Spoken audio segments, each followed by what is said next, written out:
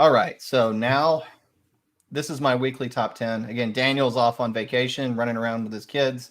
I get to hold point by myself, but I think we can do it. So let's jump into it and talk about my top 10 for the week. My number one, as it has been for weeks and should remain, is Ohio State. Ohio State is playing complete football. I have no reason to dock them. They don't need to do anything for me to keep them number one.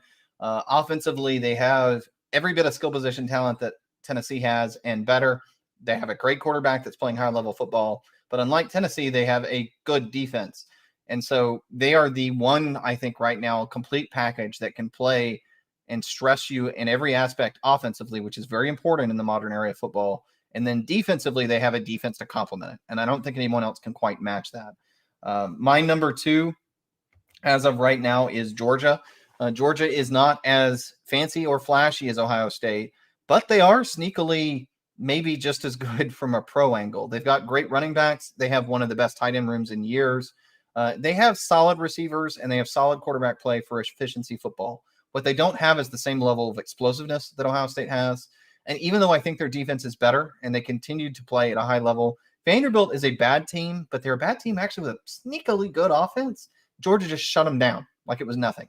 And that's what Georgia is. I think in the college game with college rules and the RPO, as I said, from an NFL perspective, they may be as talented as Ohio State.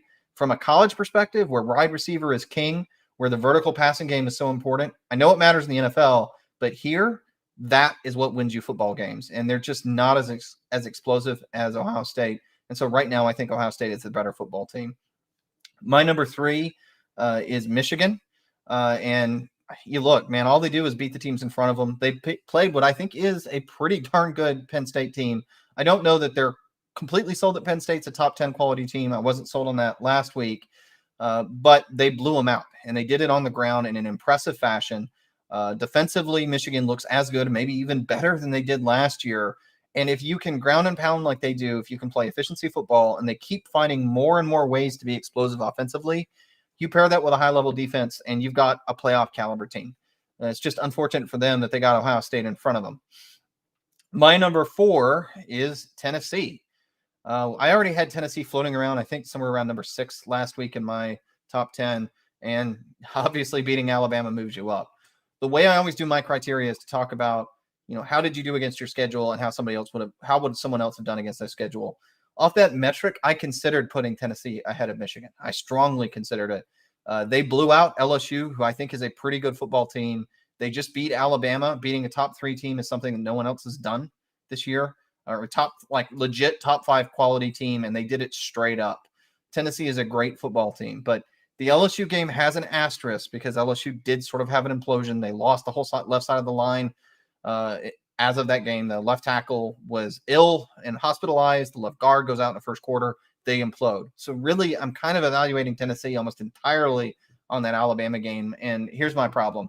They don't have the defense that Michigan has or Georgia has or Ohio State has. They've got to win a shootout. And just like when we would rank Oklahoma years ago, I can only rank you so high if you're only good on one side of the ball. That's where Tennessee is right now. They can play with anyone with that offense, just like Oklahoma could way back in around 2018, even down in 2019.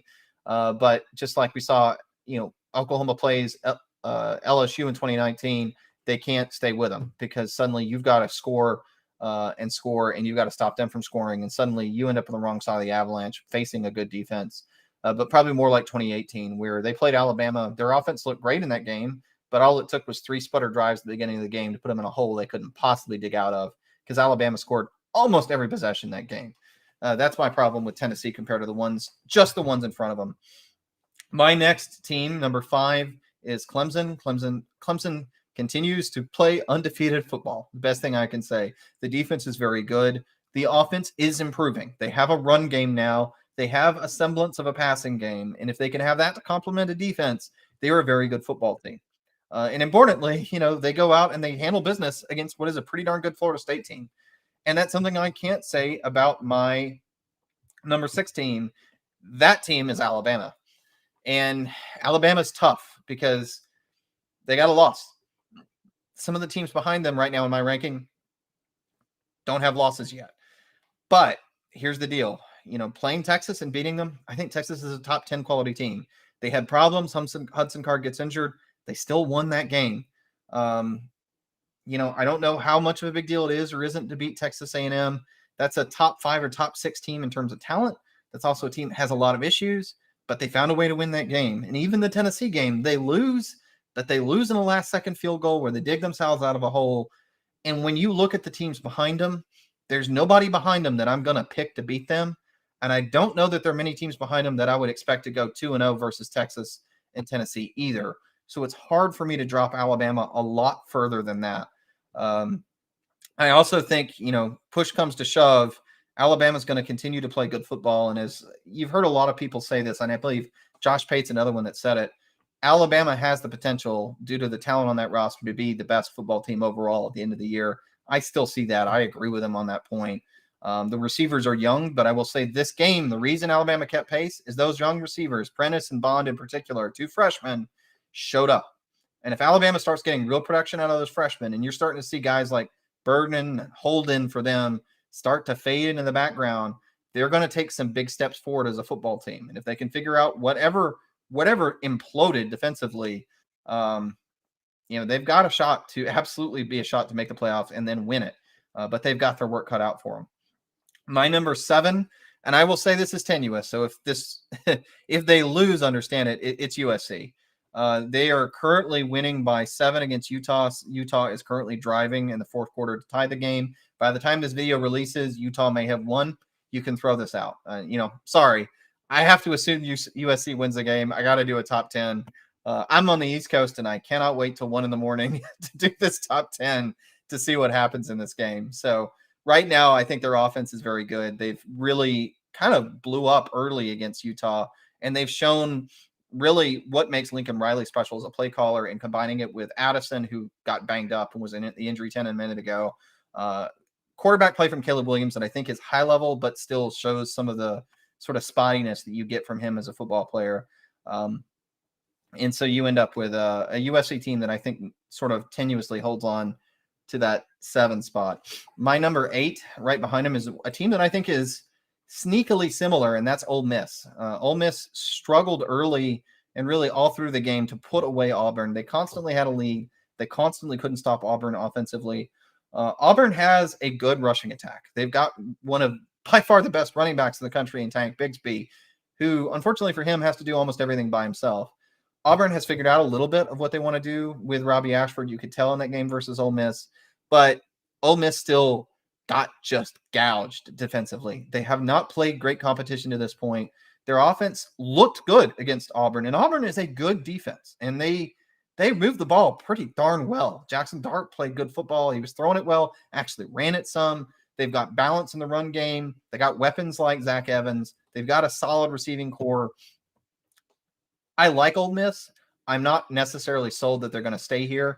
But right now, with where they're at, with them being undefeated, you have to leave them there until they actually lose a game. And I think, even right now I can see in the chat, people talk about UCLA is better than USC and Ole Miss, or Ole Miss is going to lose to A&M.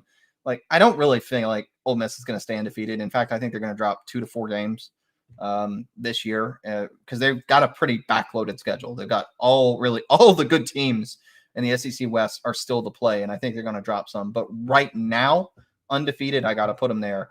Next for me is TCU. I almost feel bad not putting TCU higher, but they're a really similar team to Ole Miss and USC. Again, these teams are all kind of sitting there with the same profile. Duggan continues to play high-level quarterback play. Defensively, they are somewhat suspect and shaky, just like USC and Ole Miss. But I will say they are just way under the radar good. There were a lot of people felt like statistically they were the best offense in the country. And what I mean by that, if you looked at certain statistics and certain metrics, they were either the best or one of the best offenses in the country.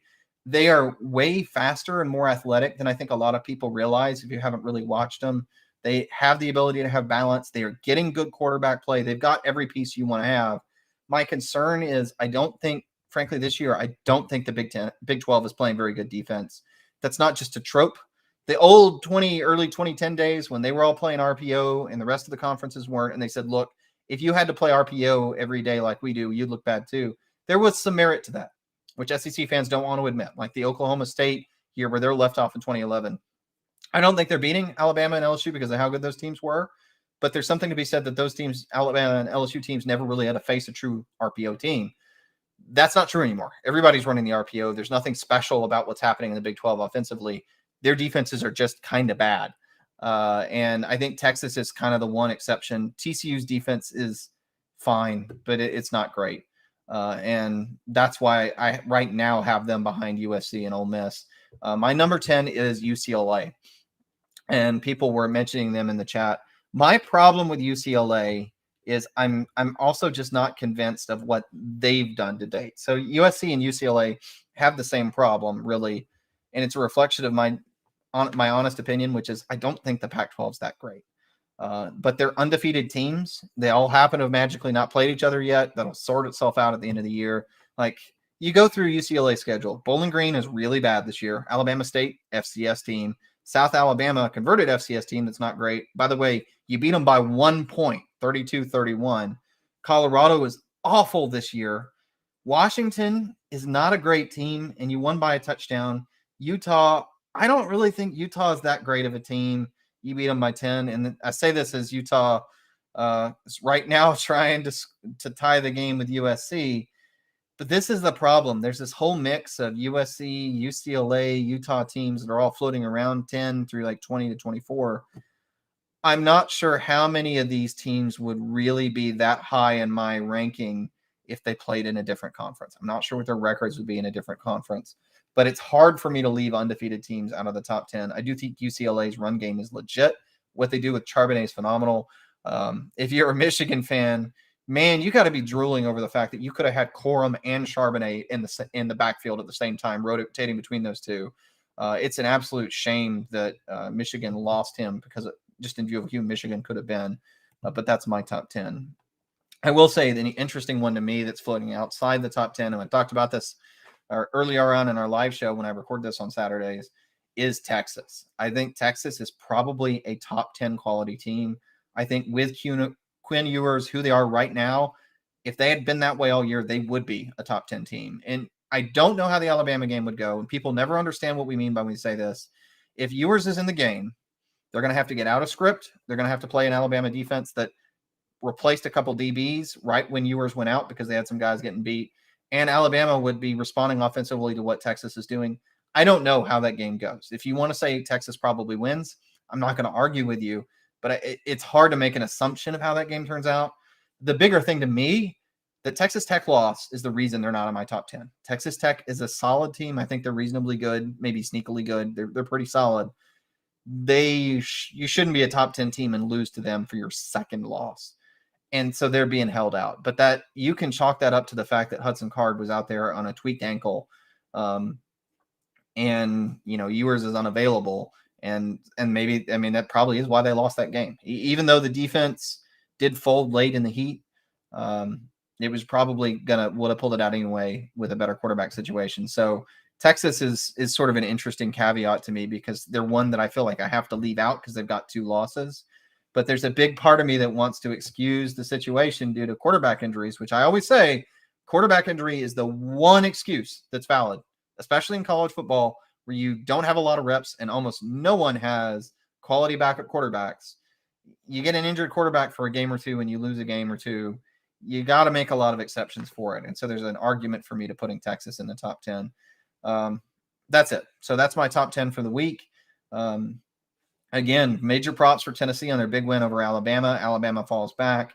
But I will say virtually everyone in this top 10, in fact, everyone in this top 10 controls their own destiny. If any one of these teams wins out, they're going to make the college football playoff. The only exception is if you somehow get an SEC, ACC, all Power 5 champions that are all undefeated or one has one loss. Obviously, somebody has to be left out. But other than that, you still got 10 teams that all control their own fate and that can all win their conference title and all be in a prime position to be what would normally be considered an automatic playoff candidate.